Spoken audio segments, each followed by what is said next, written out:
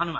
అంటే కాదు స్వామి, నేను మానసికంగా దర్శనం చేశాను, అశోకవనంలో చెట్లకి తెల్లటి పువ్వులు ఉన్నాయన్నారు తులసీదాస్ గారు. కాదు, పువ్వులన్నీ ఎరుపు అన్నారు హనుమ. అంటే నేనా సుందరకాండలో వెళ్లి చూసి వచ్చిన వాడివి నువ్వా, నేను చెప్పినట్టు రాయి పువ్వులు ఎరుపని మార్చన్నారు. అంటే తులసీదాస్ గారు, అమ్మ బాబోయ్ ఇంతో మనం ఎక్కడ వాదిస్తాం, ప్రత్యక్ష సాక్షినంటాడు అని రామచంద్రమూర్తిని ధ్యానం చేశారు. రామచంద్రమూర్తి ప్రత్యక్షమయ్యారు.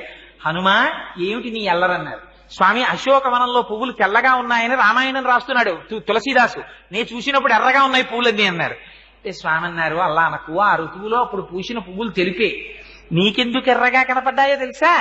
ఆ చెట్టు మీద కూర్చుని కిందకి చూసావు మీ అమ్మని, క్షితిక్షమా పుష్కర సన్నిభాక్షి యరక్షిత రఘవ లక్ష్మణాభ్యాం సరాక్షసీభి వికృతేక్షణాభి సంరక్షిత సంప్రతి వృక్షమూలే.